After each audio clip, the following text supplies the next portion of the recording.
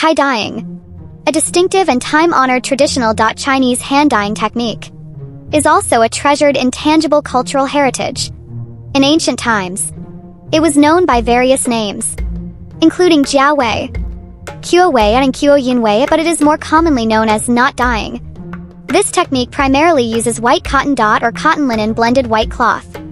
Using yarn, thread, and rope, the fabric is subjected to a variety of operations, including tying, sewing, binding, stitching, and clipping, before being dyed.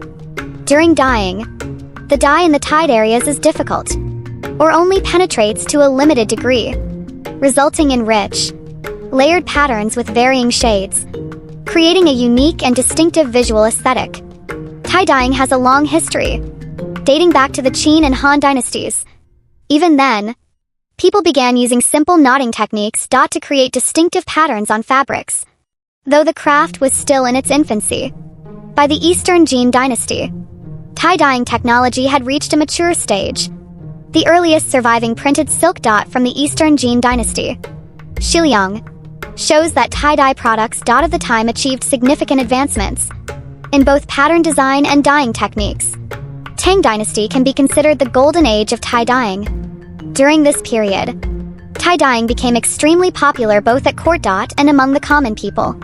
Tie-knotting techniques became increasingly diverse, and the variety of dyes also expanded, enabling the production of fabrics with vibrant colors and intricate patterns.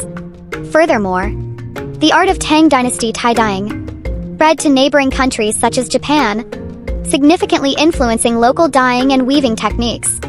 During the Song dynasty, due to restrictions imposed by the ruling class, tie-dyeing faced certain constraints, and its influence gradually declined. However, in some ethnic minority communities and remote areas, the art of tie-dyeing continued to be passed down and maintained. By the Ming and Qing dynasties, handmade tie-dyeing techniques had reached a high level of sophistication, and dyeing guilds sprang up like mushrooms after a rain. The influx of Western chemical dyes in the late Qing dynasty brought new opportunities for the development of tie-dyeing. Since the reform and opening up, tie-dyeing has ushered in new opportunities for development. In 2006 and 2008, the bi-ethnic group's tie-dyeing technique in Dali, Yunnan, and that in Zhejiang, Sichuan, were inscribed on the National Intangible Cultural Heritage List, marking the recognition and protection of this traditional art form at the national level. Artistic characteristics of tie-dyeing. Tie-dye works feature a vast array of patterns, each possessing a unique artistic appeal. Due to the randomness of the knots and the uncertainty of dye penetration, each finished piece is unique. Common motifs include butterflies, plum blossoms, and auspicious clouds.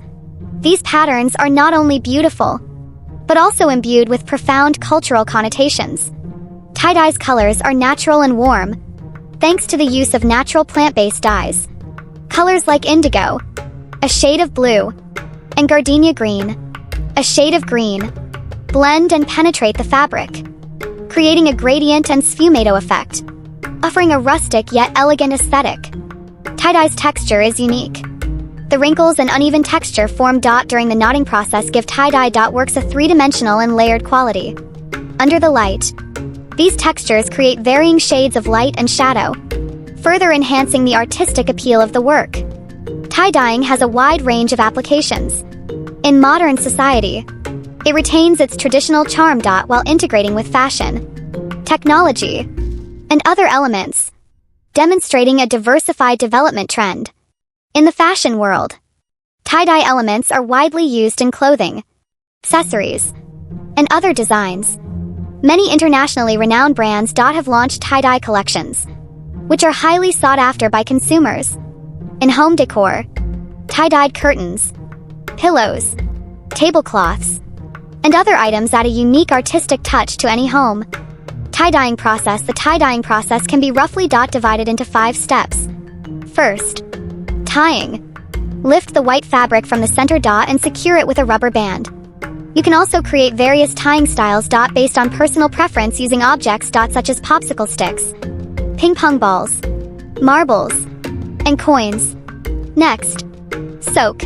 Soak the dyed white fabric in warm water for 2 to 4 hours to facilitate the color transfer.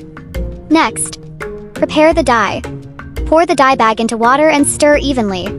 Then add the fixing agent and continue stirring until bubbles appear. Let it sit for a day before use. Next, dye the dyed fabric. Dip the bundled fabric into a basin of dye and dye it, ensuring it is completely saturated. Finally, unfold the fabric. Once dry, use a stretcher to tighten it, and the tie-dye work is complete. Tie-dye, an ancient intangible cultural heritage craft, carries the legacy of history and the wisdom of our ancestors, shining with a unique brilliance through the ages. From its initial development in the Qin and Han dynasties, to its rise and fall in the Tang and Song dynasties, and finally to its innovative integration of diverse elements in modern times, it has always presented itself with a unique charm. If you'd like to experience the joy of intangible cultural heritage DIY crafts firsthand, why not visit the Zhengyu Intangible Cultural Heritage Museum?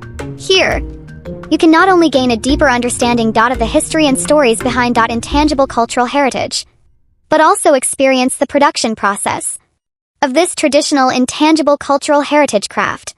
Here, every creation by hand is a deep communication with ancient civilization, and each work contains warmth that transcends time and space. We look forward to joining you in this intangible cultural heritage experience.